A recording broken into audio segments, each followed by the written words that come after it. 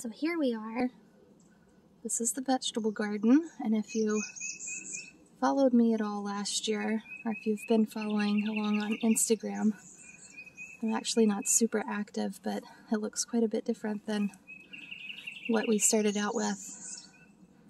And if I can be tech savvy enough and figure out how to insert a picture of what this looked like before, I will. We are in a suburban, pretty strict HOA neighborhood in Zone 9B, Central Florida. We have half an acre, and this is our vegetable slash flower garden that my husband and I created. He builds the things, I plant the things, and I really love how it turned out. I think it's beautiful and charming and wild. I would like for it to be a little less wild, but we've got a lot of mulch up front that I need to haul back here, but it's summertime in Florida and it's hot, and honestly hauling mulch is not really what I want to be doing. So you can see we're growing a nice patch of weeds through here, and this is what I've called our cut flower space. So right here, excuse the weeds, this is just real life. I can't decide if that's a weed that I like or a weed that needs to get pulled out, which is why it's so big. But starting on this side, we have a pot of mint that is coming out of the bottom, so it will soon be a flower bed with mint. We've got the hibiscus standard, and I think it's a Fiesta. Blooms a beautiful orange, pink, yellow. We've got parsley right here, and a ground cherry right here. And then up this side of the arbor that my husband built is a honeysuckle, a coral honeysuckle. Over on this side, we have a lovely patch of clover, some volunteer milkweed. We have a David Austin rose that's getting swallowed by moonflowers. Debating on whether or not I want to clip the moonflowers out and just have the rose, because they're kind of thuggish. But this is was supposed to be a shrub rose, but it's very clearly growing.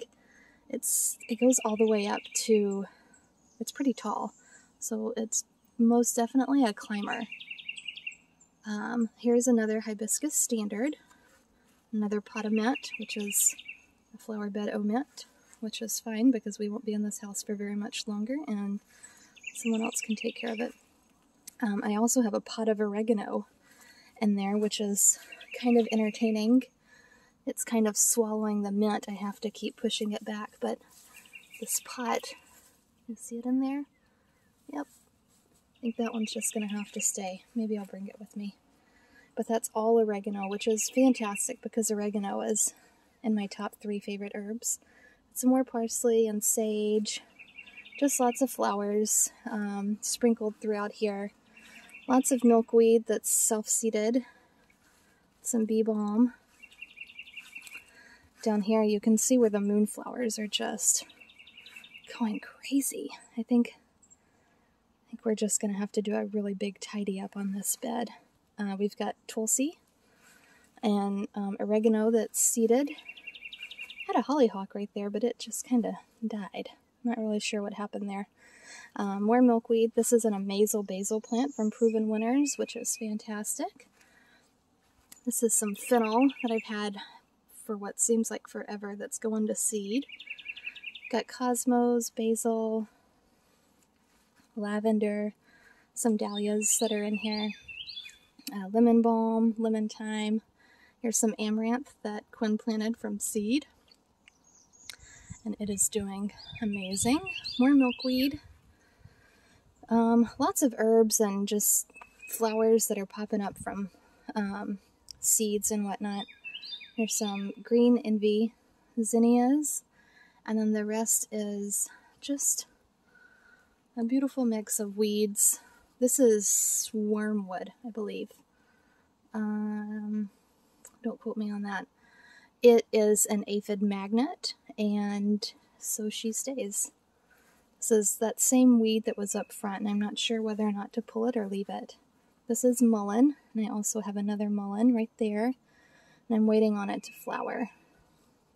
We've got some coneflowers that I started from seed, and also down here, there's another one of those wormwood, along with some amaranth and some honeydew melon that Quinn planted. We've got a lemon and a lime tree right here, and then some poppies. And then it just kind of carries on over here. We've got a random milkweed, an avocado, some squash that needs to be cleaned up, and then this is our elderberry. But let's go back down here so I can show you guys the garden beds. Now we are at the very end of June, and typically in the summers in Florida, at least in Central and South Florida, we kind of take our summers off just because we get rain every day. It's hot and it's humid, so growing conditions really aren't ideal for the bulk of crops that everyone else is growing, like your tomatoes and stuff. So we have to kind of rely on other things. These are the cut and come again zinnias from Botanical Interests, and they are doing really well. Look at that color. It's so beautiful. Zinnias and dahlias, I think, are my favorites. Let's see if we can find another. There was a really beautiful purple one down there. This one is pretty similar. Just beautiful. And they just go so nicely with this honeysuckle. We've got a little hummingbird friend that's been coming to see us, and she loves the honeysuckle. So you can see how far up tall that rose is. So we might have to do some trimming on the moonflowers. So in this bed, we have a series of 5 beds on either side of this path, and Joe, my husband, built these, and they are shaped in an L, so they kind of form a box of sorts with a walkway in between, and then the beds on the ends are just 3 by 6 foot. These beds are 3 by 6 by 6 by 3 by 3 by 3 or something like that, I think. Anyhow, this is okra right here, doing really, really well right here. I just seeded this maybe a month ago, and you can see we've got little baby okras. Okra is one of my favorite vegetables. We've got some poblanos right here that I am letting turn red. They're doing wonderfully. You can see the moonflowers. Nice patch of weeds and milkweed that we're growing in the pathways here. Over here we had carrots, and I just pulled those out, but you can see I seeded some more carrots, but we are instead growing lots of weeds, and I just it hasn't been at the top of my priority list, honestly. This is one eggplant, and it's massive. And then in here we have a tomato. I bought these tomato starts off of Azure Standard, and it's just kind of an experiment to see how they grow in our summers. On this bed we've got carrots. These are the Bolero storage carrots that my friend Kylie sent me, along with some celery that is extremely bitter and needs to be pulled out. We've got a cucumber that has produced for a few months now. It's not looking too great, but it has some flowers on the back, so I think I'll leave it and see what it does. These are the China, I think they're the China Jade cucumbers, but they're the long English varieties. We've got some more peppers right here. We've got a chocolate habanero, and those look like a bell of some sort. You can see we've got the moonflowers all along the fence. Lovely patch of weeds. In this bed, we have green beans. We've got a tomato plant right here. We've got some lemon slice, right? Lemon slice jalapenos, I think, along with just a regular jalapeno. We've got a couple of more tomatoes, and surprisingly, they look really healthy. And this one's about to put on some blossoms. Come in here and feed those, but they're looking pretty good. I'm shocked. The milkweed, or not the milkweed, but the moonflowers, they just latch on to whatever they can. This is only, I think, 4 plants on this trellis, and they are wild. Here is more okra. So I've got, on the other side, there was Okinawa pink, and I think this is Jung orange. I'm not really sure. But anyhow, this is also doing really well, and you can see right here that we have a flower. So we'll be having some okra out of this bed soon, and I've got another cucumber with a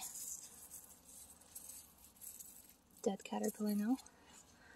And I'm not sure of the variety. This might be a Parisian pickling cucumber. In this bed we have peanuts. They're doing well. I kind of just keep pushing them into the bed. This is our second time growing peanuts. And if you'll see here, the peanuts will flower and then they send down these little shoots right here. And that's what the peanut, once this touches the ground and latches in, that's what the peanuts grow out of. And funny enough, you can see right here that the peanuts are growing. Typically they grow underground, but that's really cool that you can kind of see the peanut right there growing. There's another one. They're just really fascinating plants. If you haven't ever grown peanuts, I highly suggest those. Here are, this is one of my favorite cow peas, southern peas. These are the, oh, hello. These are the zipper cream peas, and I get the majority of my seeds that will thrive in the South from Southern Exposure Seed. So these are zipper cream peas, and they are my favorite. I'll show you what they look like. They are a beautiful, creamy pea. Give me a second. But this is what they look like, and they are just, they're creamy and delicious, and they're my favorite pea. So, nice fresh eating pea. There's Quinn. Quinn's awake.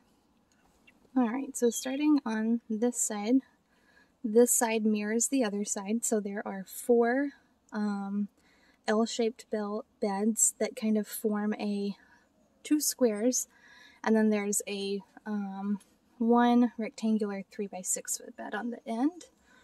This bed is just kind of a kind of an afterthought right now. There are some purple blooming beans of some sort that have reseeded themselves, a ton of milkweed that has seeded itself throughout the garden, and some asparagus, purple potted long beans in here. There is also some okra plants that I planted in here. The dogs are going crazy. Ringo's gonna chase the squirrels. There's also some carrots that I seeded in here, and they're coming up. This bed is full of celery that I started from seed, and it's doing really well. Our little Sheltie likes to chase squirrels. But anyhow, this over here, these are cucamelons growing all along the fence right here, so that's exciting. So this is all celery, so we've just kind of been harvesting as we need it. There's more milkweed right here. Honestly, I don't have the heart to pull it up and transplant it, and I don't think that it would transplant well right now. So it's just kind of here. Over here we have some cucumbers that need to be pulled out, and some onions that actually need to be pulled out. These are, oh, what were they called? Red of Florence, purple bunching onions. They have done really well, and we've been using those. In this bed, I direct seeded some pepper plants, and I don't remember what kind I did, but I did. So there's one.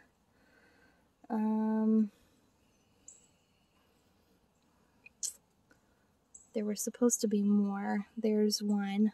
That's a pepper that I did from seed. I think that might be a chocolate bell.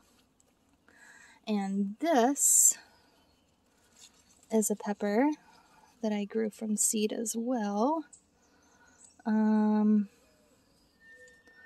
Yet again, I don't know what it is. And then that's another one. Not really sure. Here's one. Yet again, not sure what that one is either. I guess whenever we bite into it, we'll know. This cucumber was also the China Jade. And they did really well. You can see the slugs are now feasting on the leaves. So I just need to come in and cut that out. Right here we have okra. Needs harvesting. With okra, you have to harvest it every single day. So we've had a lot of wind, a lot of rain, and this garden is kind of been an afterthought, to be honest with you. But I have some lovely looking parsley right here. This one is an Okinawa pink okra. Such a beautiful color. Unfortunately though, they all cook up green, which is, I guess, the case with most colored vegetables. And then this is an amaranth that seeded itself. And if anyone has any tips on when to harvest the amaranth, that would be fantastic, because I have an assload of it and I would like to harvest it. Over here we have another bed of celery, and this one's doing really well. This one is in mostly shade, and then we had some lettuce in here that did really well. And then over there are some pineapples that we transplanted that are doing really well. But this celery is beautiful and it smells so good. So that is the garden in all her glory. So I hope you enjoyed this garden tour. You want to say hi?